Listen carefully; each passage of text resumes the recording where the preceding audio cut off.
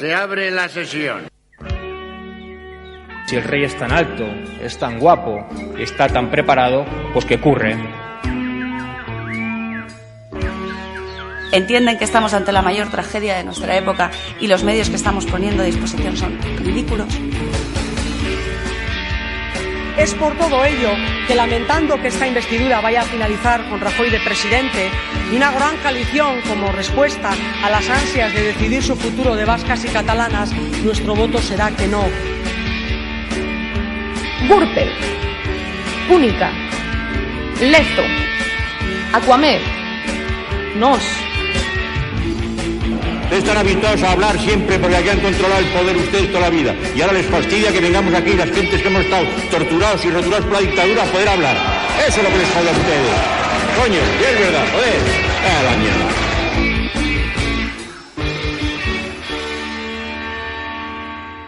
Tótem, Troya, Túnel de Sóller, Turismo Joven, Umbra, Uniformes, Z, Caso Parques Eólico, Cooperación.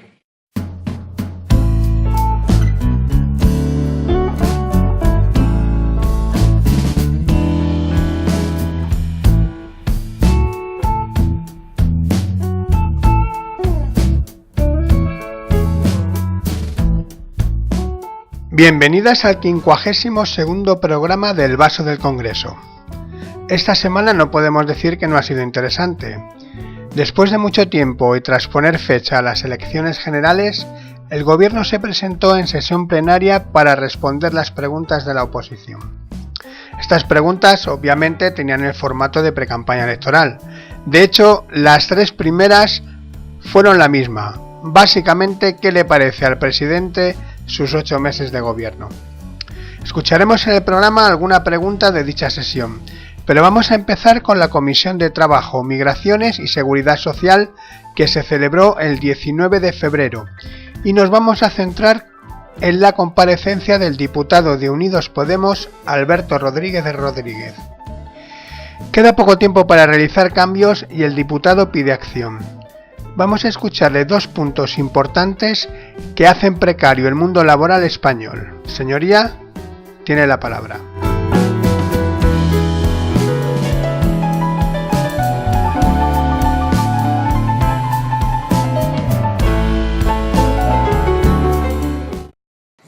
Con respecto al artículo 42, que usted habló de que se iba a modificar lo que tiene que ver con la subcontratación.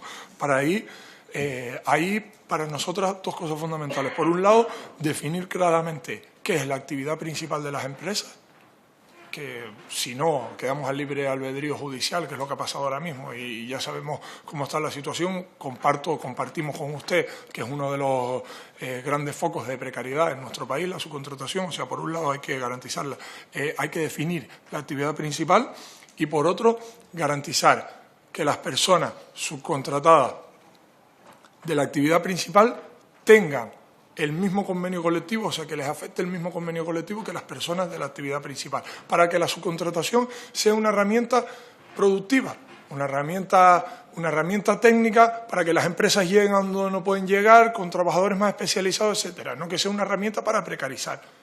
Y por lo tanto, pues, la actividad principal no le va a interesar a nadie subcontratarla, porque va a tener que pagar exactamente lo mismo a los trabajadores y porque va a tener que tener exactamente los mismos derechos. Porque es que el objetivo de la subcontratación no es ese, o por lo menos no debería ser ese, aunque conocemos perfectamente para qué se usa la subcontratación en nuestro país. Y por lo tanto es eso, definir actividad principal y equiparar los derechos de la plantilla subcontratada a los de la plantilla principal.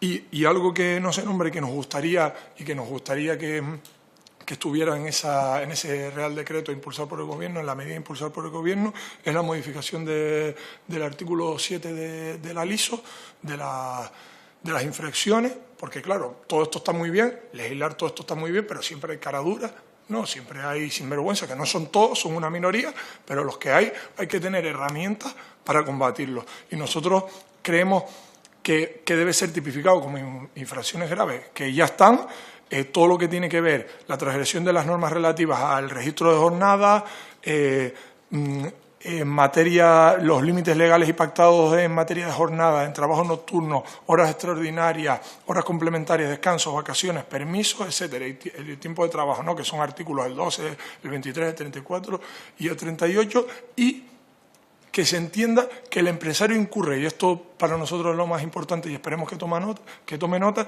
que el empresario incurre en una infracción por cada trabajador afectado. O sea que si la empresa tiene 50 y está haciendo eso y no está cumpliendo la jornada con los 50, que sean 50 infracciones. Estamos seguros de que si esto ocurre y esto se implementa en el Real Decreto, pues más de uno se lo pensará para violar los derechos laborales en nuestro país y para defraudar a la seguridad social.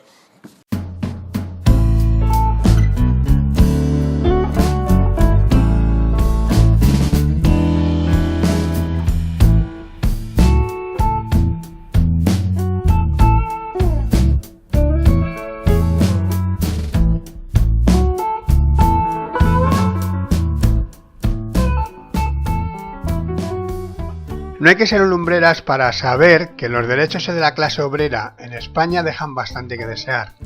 Las dos últimas reformas laborales son absolutamente dañinas, porque representan un retroceso a la precariedad que nos deja muy atrás de países civilizados.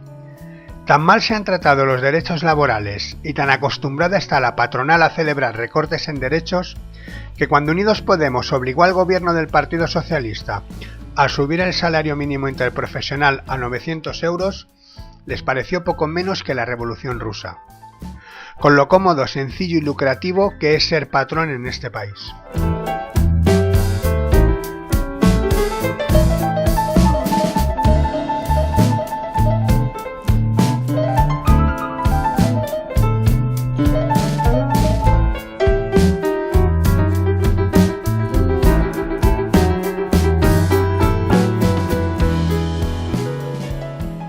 Y ahora sí nos vamos a la sesión de control al gobierno. Y me llamaréis pesado, pero creo completamente necesario mostrar la intervención de la diputada de Izquierda Unida, Yolanda Díaz, dejando clara la postura de Unidos Podemos frente al Pacto de Toledo respecto a las pensiones y a la precariedad laboral. Antes de entrar en harina, comentar que la prensa española, los correveidiles anunciaron el martes 19 que la formación de izquierdas había reventado el Pacto de Toledo, que para que sepáis, ahora se ve como un encuentro para la defensa de la seguridad social y la jubilación, y en su nacimiento fue otra traición más a la clase trabajadora. Señoría, tiene la palabra.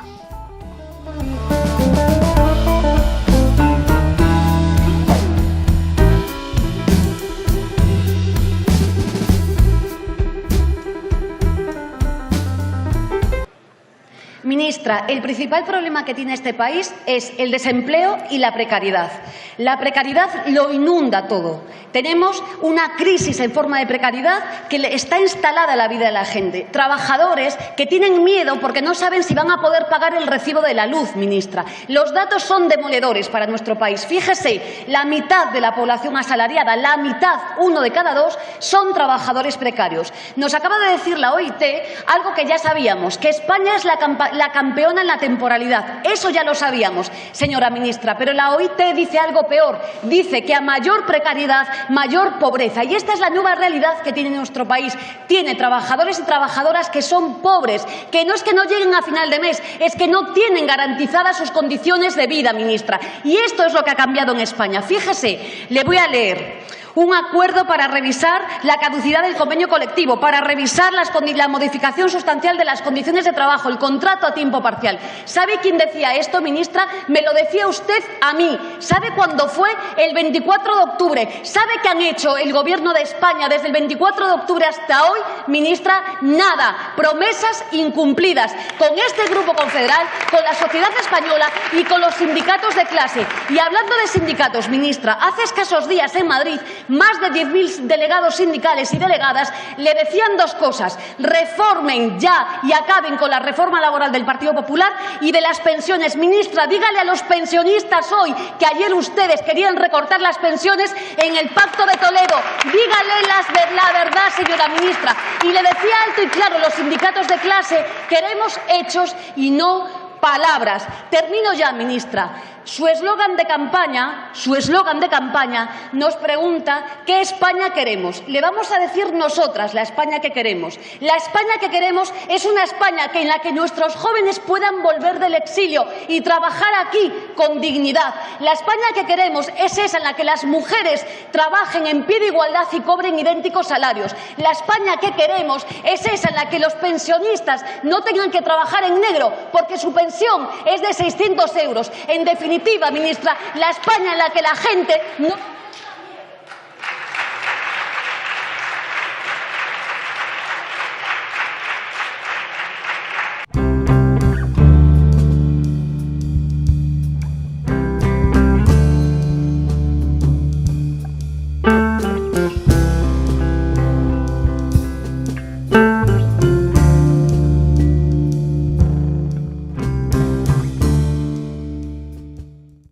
Lo primero es si usted está dispuesto, en la siguiente legislatura, a negociar con el señor Torra, con el señor Rufián, con el señor Puigdemont, con todos ellos, una mesa con un mediador y con 21 puntos inaceptables para la democracia española. ¿Está usted dispuesto a sentarse en esa mesa, fuera de estas instituciones, para negociar todo eso? ¿Sí o no? Y la segunda pregunta, señor presidente, el señor Iceta propone indultar, él ya se ha adelantado a las sentencias, propone indultar a los posibles condenas a los golpistas del 1 de octubre en Cataluña. Usted, igual que el señor Iceta, igual que la señora Cunillera, que le ha nombrado usted delegada del Gobierno, ¿usted puede decir aquí hoy que nunca indultará a los golpistas en Cataluña? ¿Usted puede afirmar hoy aquí, antes de ir a las urnas, que nunca va a permitir que lo que diga la justicia se anule por un pacto entre amigos y entre socios políticos? Señora presidenta, ante los insultos del señor Rivera, acusándonos de golpistas, ejercemos el ejercicio de autodefensa democrática. Es usted un fascista, señor Rivera. Es usted un fascista.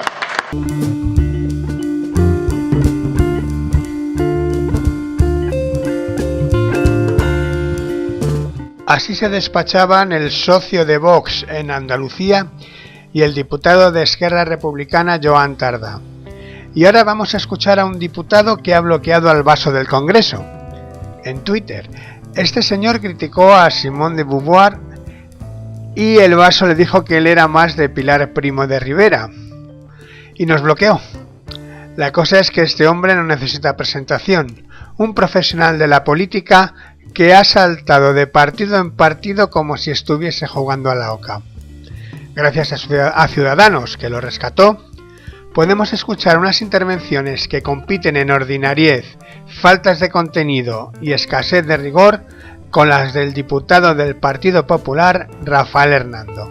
Señoría, tiene la palabra.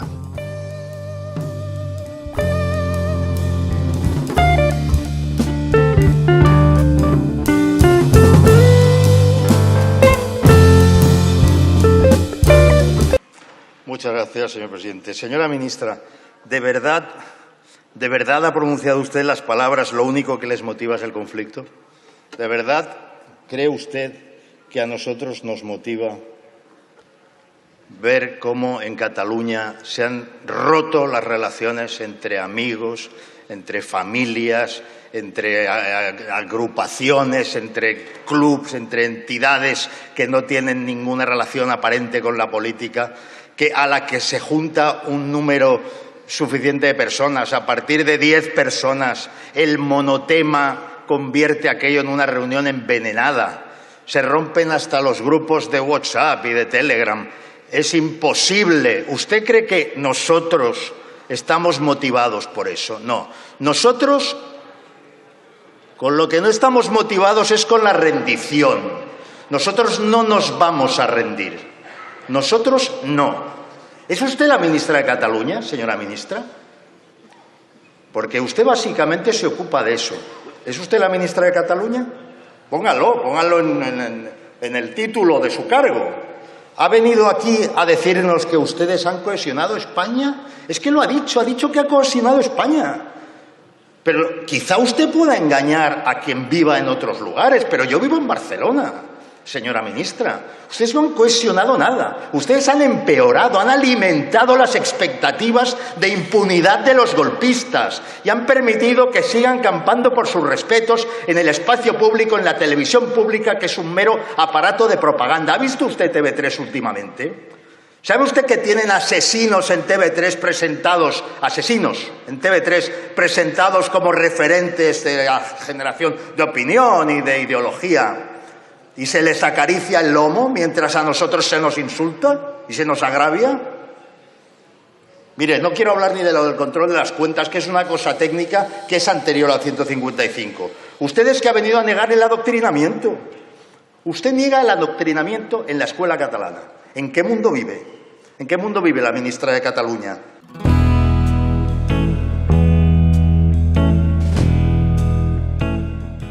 Si algo tenemos claro es que Ciudadanos tiene a Girauta para calmar los ánimos e intentar llegar a un acercamiento. Esta semana hemos vivido una huelga general en Cataluña, que ha sido un completo éxito, y por otra parte hemos visto la postura vergonzosa de la prensa española. Tan poco rigurosa y subjetiva, que aunque no se esté de acuerdo con la independencia de Cataluña, sientes más simpatías por los independentistas que por las fuerzas de seguridad, el Partido Popular y Ciudadanos. Aunque claro, si para defender la unidad de España pones a Dolors Montserrat, hasta los de Valladolid se querrán independizar.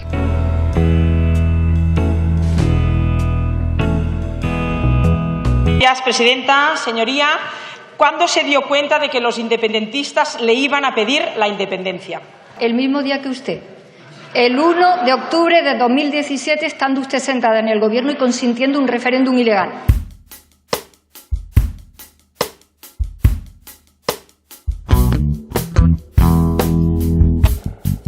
Y en la sesión plenaria del 21 de febrero sobre los dictámenes de la Comisión de Asuntos Exteriores sobre convenios internacionales, nos vamos a quedar con un diputado al que admiramos profundamente, el señor Pablo Bustinduy.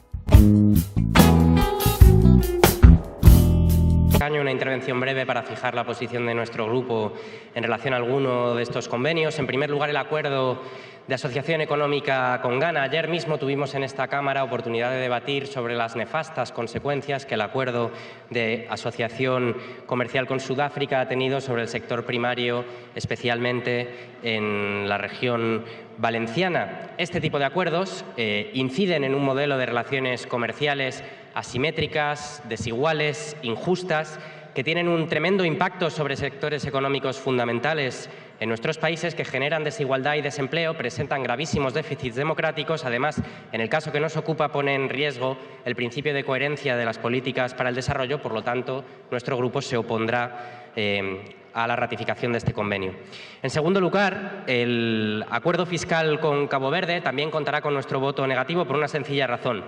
El marco de fiscalidad internacional empleado para suscribir este tipo de acuerdos de doble tributación está siendo sistemáticamente instrumentalizado por las grandes cooperaciones transnacionales con el objetivo de, a través de ingenios de mecanismos de ingeniería fiscal, poder hurtar recursos, especialmente a los países en desarrollo. Además, Cabo Verde está en la lista gris de paraísos fiscales de la Unión Europea.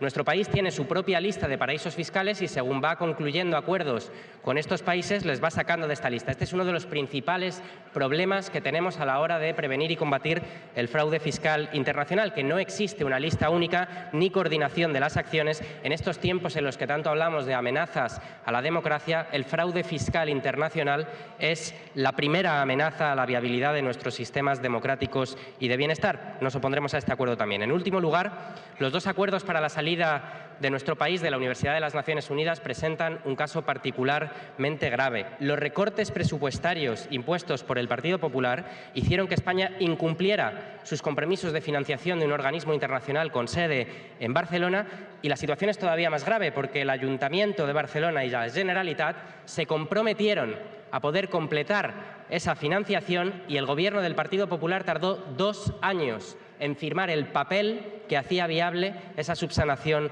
de los fondos.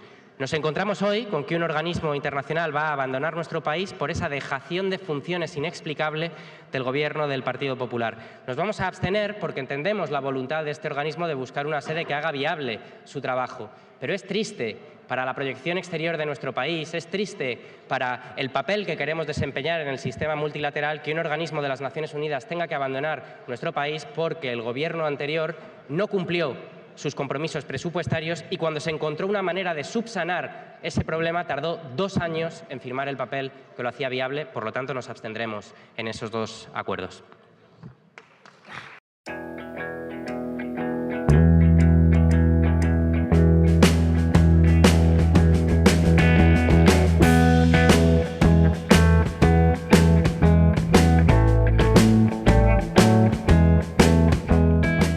Tras escuchar a Agustín Duy, nos vamos a marchar a la última Diputación Permanente que se celebró el 28 de enero de 2019 y nos vamos a quedar con la intervención del diputado de En Comuns, el señor Joan Baldoví, que hace referencia precisamente al problema que existe en el Levante español con la fruta.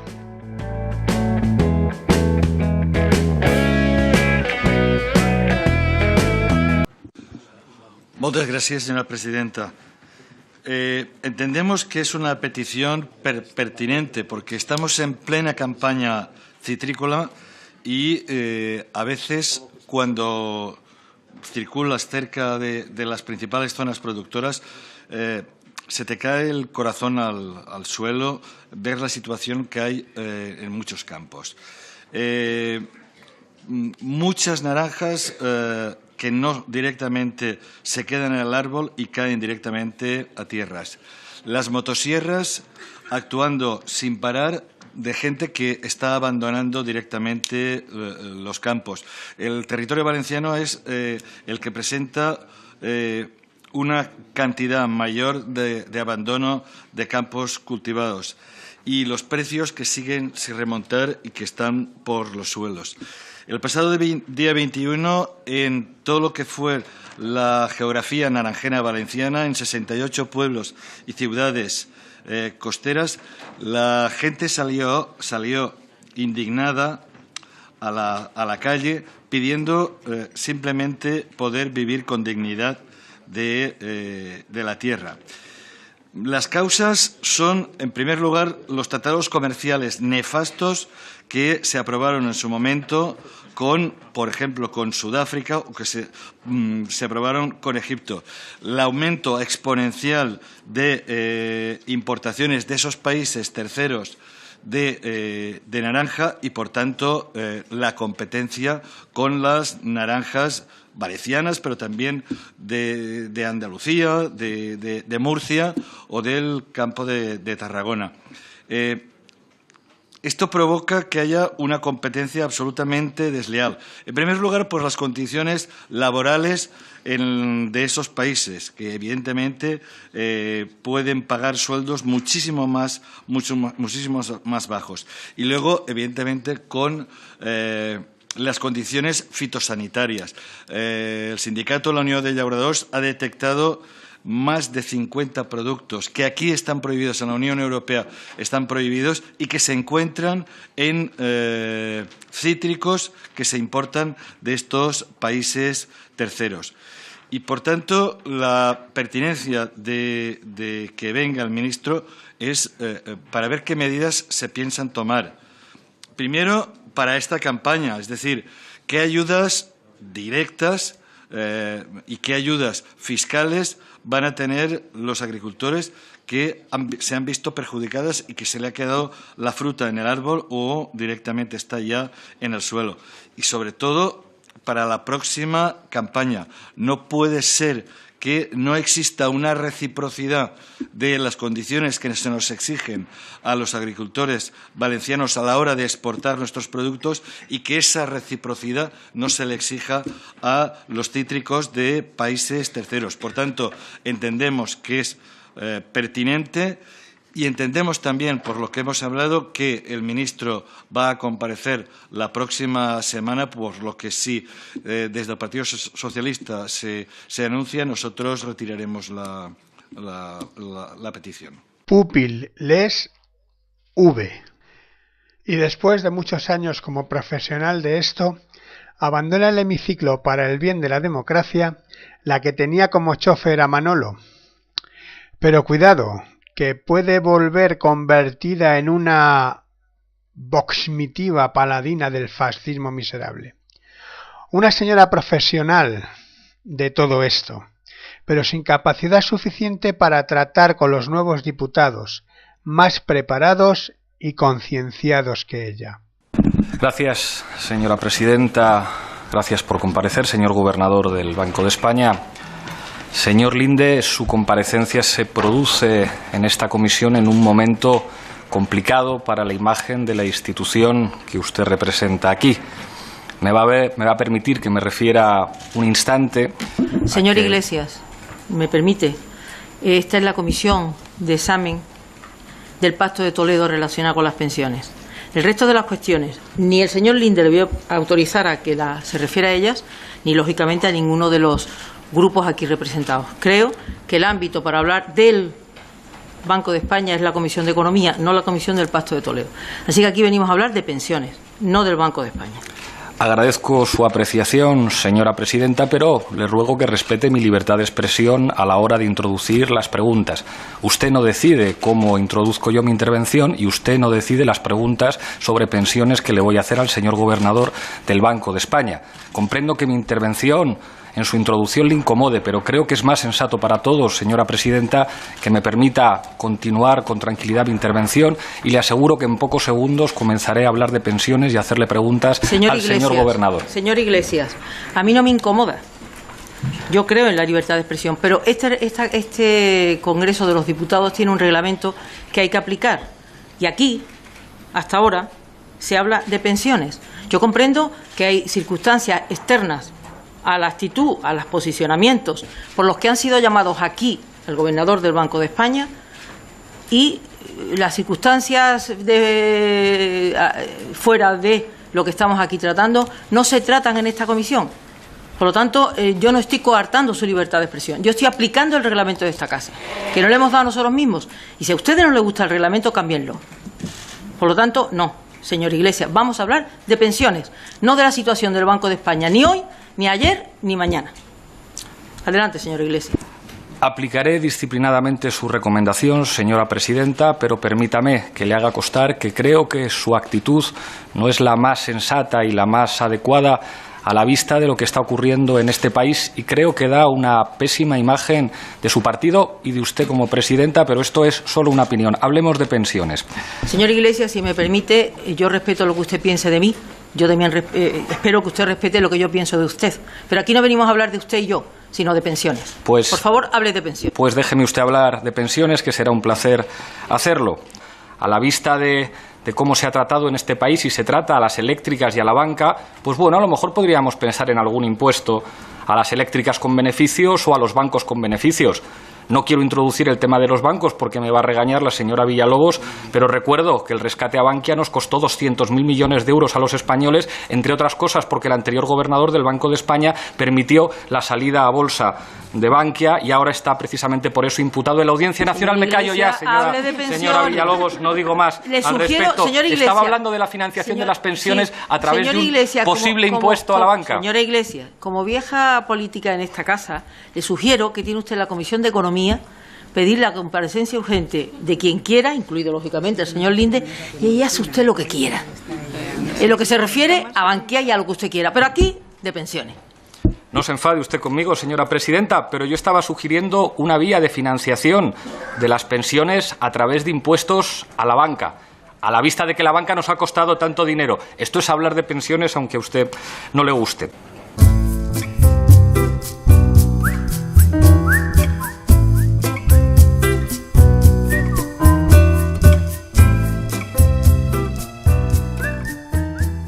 Bueno, pues queridas amigas y queridos amigos del Vaso del Congreso, hoy de nuevo volvemos a tener la suerte de contar con Patricia, que nos comenta, la tengo por Skype, que le va a poner nombre a la sección y le mola mucho el nombre de Planeta Tuitero. Es así, ¿no, Patricia? Muy buenas tardes. Buenas tardes, así es. Un placer estar de nuevo con vosotras en estas incursiones que haré de vez en cuando por aquí, para comentar un par de cositas o tres de la actualidad político-mediática y tuitera de este nuestro país y así en general de este nuestro planeta. Pues nada, empezamos. La conmemoración el jueves de esta semana del 80º aniversario de la muerte del escritor y poeta sevillano Antonio Machado nos trajo un suceso inesperado. Resulta que el bachiller Casado, que en su época de colegio mayor, en lugar de dedicarse a estudiar y aprobar sus asignaturas de Derecho, se dedicaba, como contaba esta semana Antonio Maestre en su periódico digital La Marea, a publicar en la revista del cole textos rancios y casposos con pretensiones humorísticas, utilizando símiles zoológicos y cinegéticos con un claro trasfondo sexista, racista y clasista. Por cierto, si aún no lo habéis leído todavía, os recomiendo que lo busquéis en la internet y lo hagáis. Eso sí, solamente cuando tengáis muchas ganas de vomitar. Bueno, pues como os decía, el jueves, aprovechando el aniversario de la muerte en el exilio francés del poeta, nuestro insigne bachiller Casado, o más bien su community manager, decidió purgar sus pecados literarios juveniles con el siguiente tuit. Abro comillas. Hoy que recordamos a Antonio Machado, es un buen día para felicitarnos todos los españoles por la maravillosa lengua que compartimos con millones de hablantes en todo el mundo. El poeta y su poesía siguen siendo una de las cumbres de nuestro idioma. Cierro comillas. El tuit venía acompañado, además, de una foto del poeta.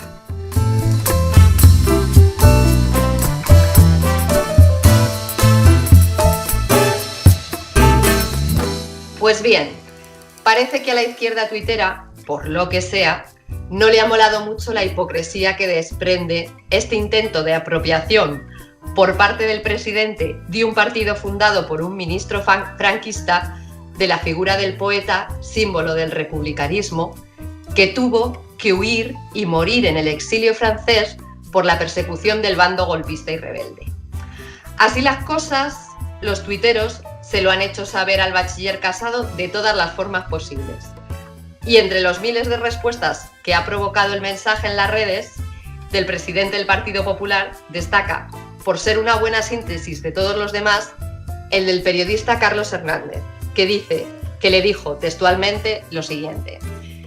Es hipócrita que Pablo Casado reivindique a Machado al mismo tiempo que rechaza condenar y exhumar al dictador que le envió al exilio y a la muerte. Es inmoral y repugnante que utilice la figura del poeta republicano para legitimar su discurso político ultraderechista, ha escrito Carlos Hernández. Pues yo, amigas, nada que añadir a esta certerísima apreciación.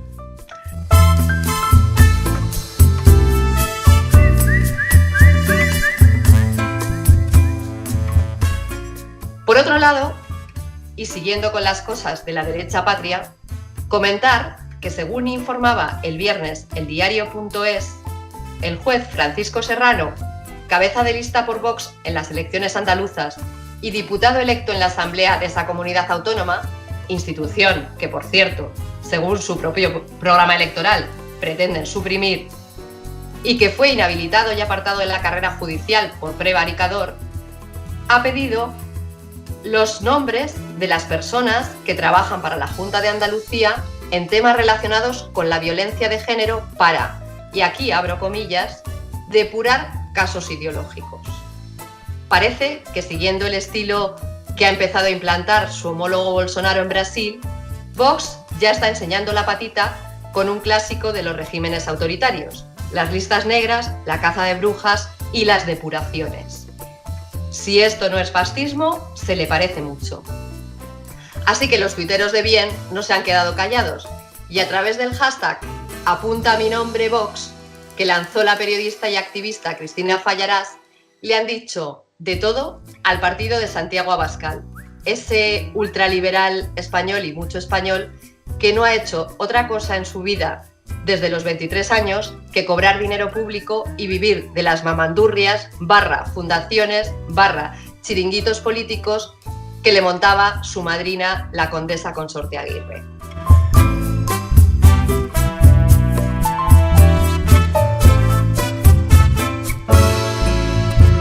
Resulta que también esta semana Jorge Bergoglio, también conocido como el Papa argentino, ha pronunciado una de esas frases que quedan para la historia de la ignominia, del simplismo y de la manipulación, quiero decir.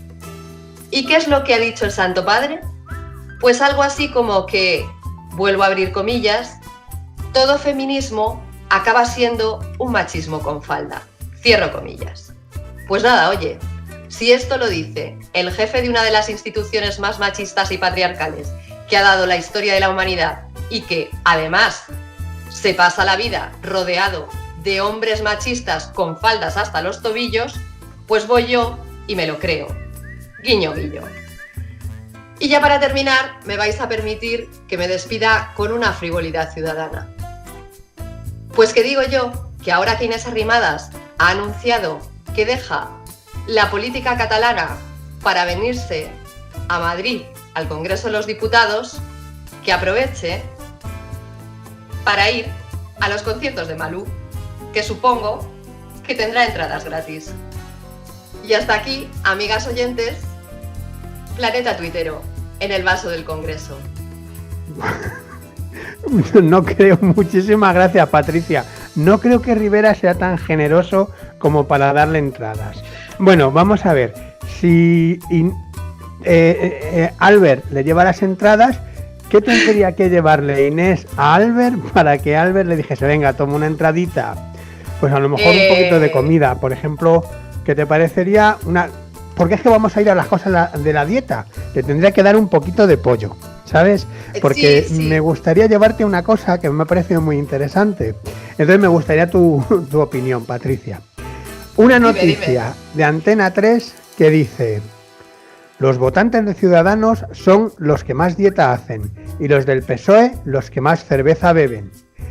Pero que los más gordos... que los más gordos son los de Podemos, ¿vale? Dice aquí que ¿qué hábitos de consumo tienen los votantes de cada partido político? Un estudio sobre la alimentación de los españoles realizado por Sigma 2. Da la respuesta. ¿Qué te parece? ¿Por Sigma 2? Sigma 2 ha hecho ese estudio tan sesudo, concienzudo y... Tan cojonudo que dice que los de Podemos solo el 8,7% come como es debido. ¿Come como es debido o hace dieta? Porque claro, ahí hay una diferencia. A lo mejor es que los de Podemos no necesitan hacer dieta. Están estupendos y maravillosos sin hacer dieta. Como lo que leí en Twitter, era que, por ejemplo, los de Ciudadanos se mantienen a raya, ¿vale? Se mantienen a raya, eso... o solo hacen como le va a hacer Inés a Albert, le va a regalar pollo, porque el pollo no engorda, ¿sabes? Eso... El pollo es una carne proteica, pero que no engorda apenas. Eso no me extraña en absoluto, eso no me extrañaría en absoluto. Yo a los de Ciudadanos les veo a raya, total. Por cierto, si me dices que el estudio lo ha hecho Sigma 2, tengo que recordar que la directora de Sigma 2 es la ex del secretario de Estado con Rodrigo Rato y además es asesora de Albert Rivera. Así que por ahí puede venir el estudio. La que dirige Sigma 2 es asesora de Albert Rivera. Sí, exacto. De ahí que en las anteriores elecciones hubiera unas cuantas encuestas con un error y una desviación muy alta. No sé si recuerdas que en las anteriores elecciones, en las de hace unos años, sí, Sigma 2 siempre le daba un resultado a Ciudadanos bastante por encima de lo que luego resultaba en las urnas. Yo siempre tuve la teoría de que empezaron a utilizar las encuestas como una forma de arrastrar positivamente al electorado. Y de hecho, luego los resultados así lo demostraban. Ciudadanos, las encuestas siempre se inflaban para Ciudadanos, que yo creo que es lo que está ocurriendo ahora un poco también con Vox. Es utilizar las encuestas electorales con el efecto arrastre. A la técnica que, por cierto, también parece que se ha sumado el CIS de Tezanos, por otro lado. Es verdad. Pero bueno, ya veremos. Ya nos queda poco para sí, señor, superar las encuestas y ver los resultados reales. Bueno, la verdad es que no nos queda mucho. Es el 28 de abril, ¿no? Sí, tenemos por delante unos meses bien intensos. 28 de abril, elecciones generales, 28 de mayo, municipales, autonómicas y europeas. Va a estar entretenida la cosa de aquí a entonces. Bueno, pues esperemos que desde el vaso del Congreso os contemos. Oye, te digo una cosa, Patricia, me encanta tu sección. ¿Sabes por qué? Porque el planeta tuitero es un planeta que es un universo en sí mismo. Es que puedes encontrar absolutamente de todo. Pues así es. Pues mi querida Patricia. Malo, regular y peor. Y peor. Hombre, si te metes en Vox, peor de lo peor. Pues si no tienes ninguna cosa más. Pues nada más. Hasta aquí, amigas oyentes, mi colaboración en el vaso del Congreso por hoy, y solo me queda despedirme de vosotras y daros las gracias por estar ahí escuchando. Así que hasta la próxima. Salud y República. Un abrazo muy grande, Patricia. Muchísimas gracias. Otro para ti.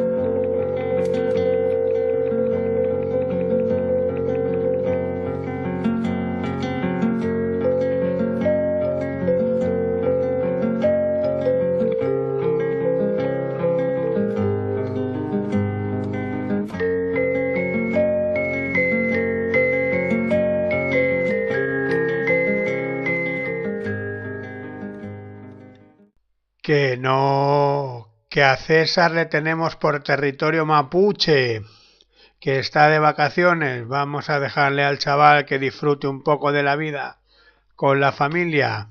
Un besazo muy grande para ti, César. Y hasta aquí, queridas amigas y amigos del Vaso del Congreso, en nuestro 52º programa. Como siempre, muchísima prensa libre. Que disfrutéis y que seáis felices.